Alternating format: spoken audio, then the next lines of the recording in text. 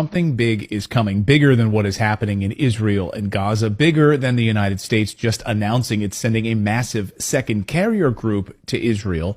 No, we are being played like pawns on a giant globalist chessboard right now. And if you watch our show for any length of time, you already know this. Of course, you're already informed about this. At the heart of it, though, are real human beings suffering unimaginable cruelty as these globalists try to consolidate power. It's really the unipolar versus multipolar world war that we have been predicting here on this channel. We'll get into that part of the story here in a moment. But first, I just returned from northern Egypt this weekend, where the eyes of the world are on the massive ground invasion of Gaza by the Israeli army. Now, according to sources this morning, the invasion has been delayed for a short time because of rain. There's too much cloud cover right now over northern Gaza at this moment, which is hindering what Israeli pilots would be able to do. So we're in this sort of holding pattern right now, a calm before the storm, if you will. In the meantime, Egypt is cautious about what this would mean for their country, as millions of Palestinians could try to pour across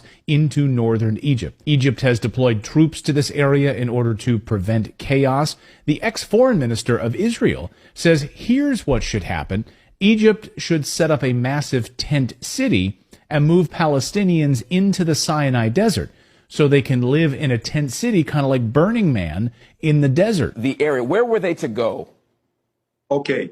Very, I mean, this is thought out. It's not something that we tell them, go to the beaches, go drown yourselves, God forbid. Not at all. The idea is for them to live over to the open areas where we and the international community will prepare the infrastructure, tent cities with food and with water. You know what? Just like for the refugees of Syria. That's one idea. The other idea is that the Palestinians, could, stay in their own homes, as long as we're spitballing ideas here. Back to Egypt. Egypt says the Western media are lying about their border. Egypt says their side of the border is open at the Rafah border crossing, but the Gaza side was destroyed on Tuesday by Israeli airstrikes.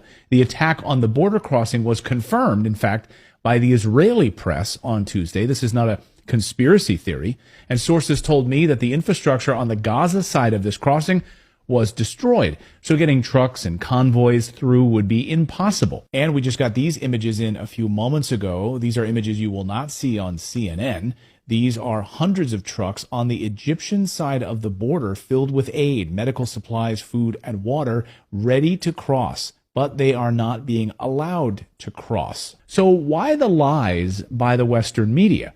There is no sign that the Egyptian side is open. Egypt is refusing to provide a safe corridor for any Palestinian refugees looking to flee Gaza.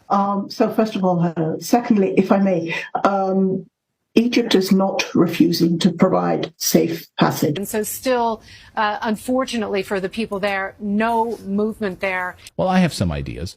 Of course, the West would love nothing more than to blame Egypt for this, as Egypt has really pissed off the West.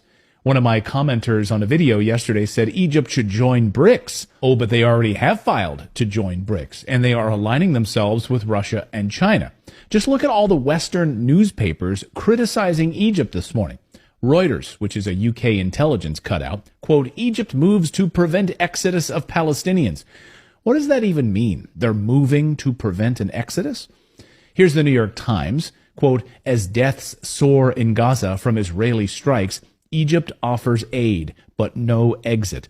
The New York Times is awful, of course, but my favorite is the Washington Post. Quote, why Egypt isn't allowing Gaza refugees despite Israel evacuation order, end quote. So just look at the logic of this headline.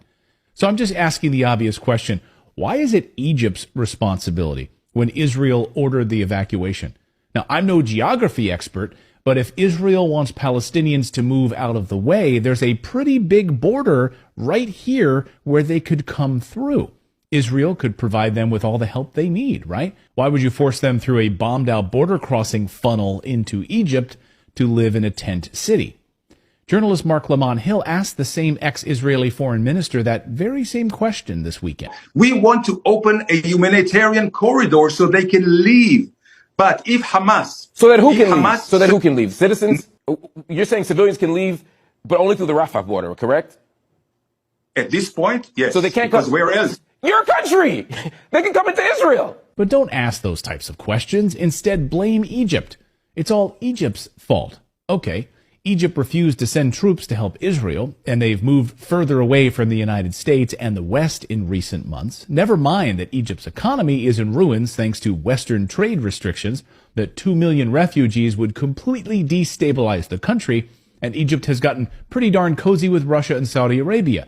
Joining BRICS means, of course, that control of the Suez Canal and the Red Sea will now belong to BRICS, not NATO, not the United States. The West would love nothing more than for Egypt to collapse in a pile of rubble under the weight of a refugee crisis. Side note, just walking around northern Egypt like I did in the shops, grocery stores, banks, you're going to hear a lot of Russian being spoken. The amount of Russian investment is about to skyrocket. Putin is sending billions to Egypt.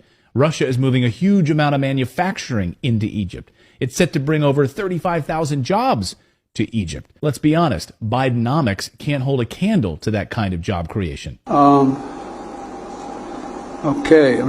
And Egypt is now the #1 investment destination for Arab nations and Eastern countries. I visited multiple construction sites that Saudi Arabia is working on.